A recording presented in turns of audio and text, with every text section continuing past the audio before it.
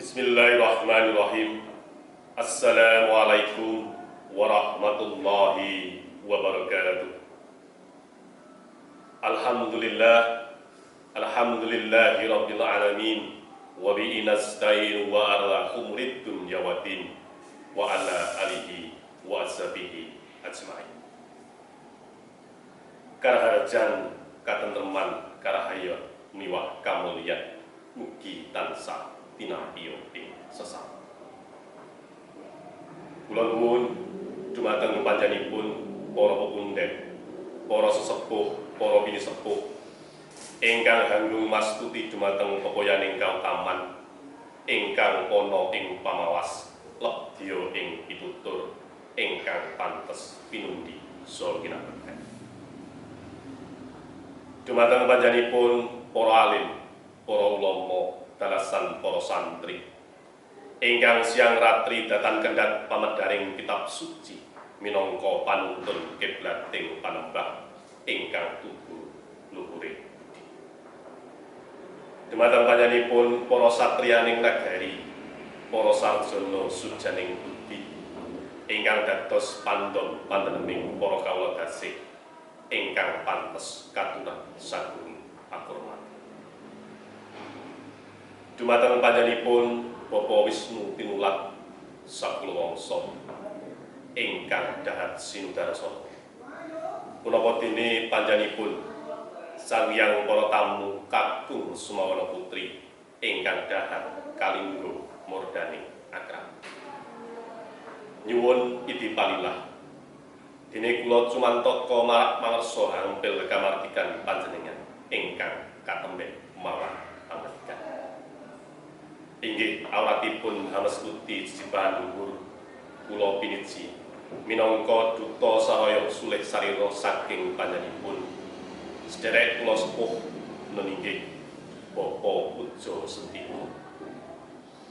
Kepareng nglarapaken putra kakungipun pun bagus Arga putra dewa mugi katur panjenenganipun Bapak Wisnu Tinulat. Awit saking bombong-bombong ing penggalih panjenenganipun boten kuwai matur piyambak jer ajri bilih swantenipun hanamung kandhet wonten ing jaga boten kocap wonten ing mati. Pramila panjenenganipun resaya dumateng hamung kewala saderengipun sumangga kula dherekaken ngunjukaken raos puja puji syukur dumateng ngarsa dalem Allah Subhanahu wa taala. Karana awit sawilasanipun temah mahanani panjenengan lan kula saged pepanggihan manunggal silaturahmi wonten bali wismanipun Bapak Wisnu Tinulat niki kanthi rahayu wilujeng nistha. Amin amin ya rabbal alamin. Boten katalumpen kanthi waosan Allahumma sholli ala sayyidina Muhammad wa ala ali sayyidina Muhammad. Kunjuk dumateng junjungan kita Nabi Agung Muhammad sallallahu alaihi wasallam ingkang kita dereki ndak salampahipun menggah ingkang kita ajeg-ajeg syafaatipun minjang wonten ing yaum qiyamah.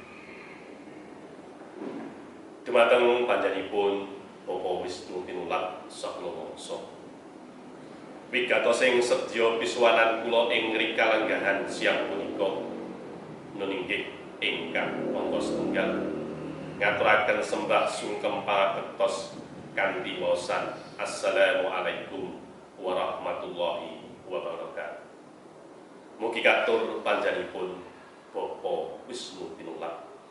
Mugi-mugi anggenipun mengkukarya ana tepireh danemaning sepuh hamiwaha putra margya siri mugia tetepa winembu ing suka basuki. Salaturaken sewaging pangsama ingkang tanpa pindan ambok bilih pisuwanan kula sarombongan sapamangya kirang mujubrana saha kirang mahanani dumateng panjenengan sami pramila panjenenganipun Bapak Puja Sentika lumantar kula wawantu-wantu agung sing samudra panca. Jangkep ingkang angka kalih rening putra temanten kakung pun Bagus Arga putra dewa sampun kalampahan ijab kabul dawuh suci kalian Roro Ayu retnaning tias kala wawenjang kirang langkung tabuh wonten ing KUA Pacitan.